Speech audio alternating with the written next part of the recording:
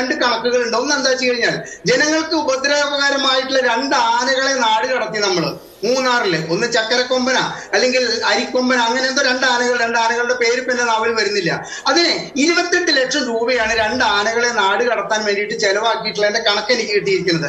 28 ലക്ഷം രൂപയുടെ ബാക്കിയുള്ള കാര്യങ്ങൾ ഒഴിച്ചു വെച്ച് കഴിഞ്ഞാൽ 188 കിലോമീറ്റർ ഈ ഒരു ആനയെ കൊണ്ടുപോകാൻ വേണ്ടിയിട്ട് 5.25 ലക്ഷം രൂപ ലോറിക്ക് കൊടുത്തു എന്നാണ് പറയുന്നത്. ഞാൻ ചെറിയൊരു വ്യാപാരിയാണ്. എനിക്ക് പൂനെയിൽ നിന്നാണ് ചരക്ക് എനിക്ക് വന്നുകൊണ്ടിരിക്കുന്നത്. ആഴ്ചയിൽ 3 ലോറി വരും. ഞങ്ങൾ ഒരു ലോറി വരുന്നതിന് 52,000 രൂപയാണ് കൊടുത്തുകൊണ്ടിരിക്കുന്നത്.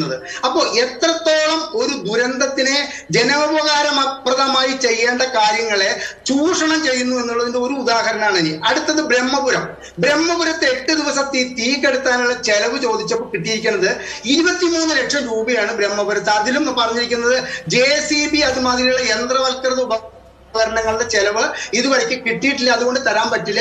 പിന്നീട് ഞാൻ വീണ്ടും വിവരാവകാശ അപേക്ഷ അർപ്പിച്ചപ്പോൾ പറഞ്ഞു അത് അവിടെ ഓഫീസിൽ വന്ന് കമ്പ്യൂട്ടറിൽ നിന്നും താങ്കൾക്ക് സംഘടിപ്പിക്കാമെന്ന്. പക്ഷെ കിട്ടിയ വിവരത്തിൽ എന്താ അറിയോ, 11,50,000 രൂപയുടെ കുപ്പിവെള്ളം അവിടെ മേടിച്ചിട്ടുണ്ട്, 16 ലക്ഷം രൂപയ്ക്ക് തട്ടുകടയിൽ നിന്ന് ഭക്ഷണം വാങ്ങിയിട്ടുണ്ട്, 9 ലക്ഷം രൂപയ്ക്ക് ഹോട്ടലിൽ നിന്നും ഭക്ഷണം വാങ്ങിയിട്ടുണ്ട്. ഇതിന്റെ ബില്ലുകൾ ചോദിച്ചപ്പോൾ പറയണത് ഇതിന്റെ ഒന്നും ബില്ലില്ല, ഇതൊക്കെ അപ്പോഴത്തെ കാര്യങ്ങൾക്ക് അനുസരിച്ചിട്ട് ചെയ്തിട്ടുള്ളതാണ്. ഇനി ഇവിടെ ശ്രീ നൗഷാദ് അലി പറഞ്ഞത് തന്നെയാണ്. PPE കിറ്റ് 550 രൂപയ്ക്ക് വാങ്ങാവുന്ന PPE കിറ്റ് 1,550 രൂപയ്ക്ക് വാങ്ങിയ പ്രശ്നം വന്നപ്പോൾ അവസാനം ശൈലജ് ടീച്ചർക്ക് പറയേണ്ടി വന്നു. എന്തെന്ന്?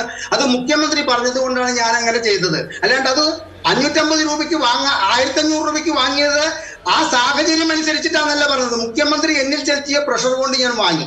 അപ്പൊ ഇവരുടെ കഴിഞ്ഞ കാലത്തെ കയ്യിലിരിപ്പ് വെച്ചിട്ട് അഭിലാഷെ ഇത്തരത്തിലൊരു കണക്ക് കൊടുത്തുകൊണ്ട് ഇവർ കേന്ദ്രത്തെ പറ്റിക്കാനായാലും കേരളത്തിലെ ജനങ്ങളുടെ കണ്ണിൽ പൊടിയിടാനായാലും ചെയ്തിട്ടുള്ളത് അങ്ങേയറ്റം അസംബന്ധം നിറഞ്ഞിട്ടുള്ള കാര്യമാണ്.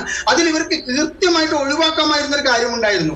ഈ മൃതശരീരത്തിന്റെ അത് കാരണം മൃതശരീരം ആദരിക്കപ്പെടേണ്ട ഒരു വസ്തുവാണ്. അതിന്റെ പേരിൽ പോലും ചൂഷണം ചെയ്യാൻ വേണ്ടിയിട്ട് ഇടതുപക്ഷ ജനാധിപത്യ മുന്നണി സർക്കാർ അതും പരമോന്നത നീതിപീഠത്തിൽ ഇത്തരത്തിലൊരു അഫിഡവിറ്റ് കൊടുത്തിട്ടുണ്ടെങ്കിൽ അത് കേരളത്തിനെ അപമാനിക്കുന്നതിന് തുല്യമാണ്. അത് പാടില്ലായിരുന്നു എന്ന് തന്നെയാണ് പറയാനുള്ളത്.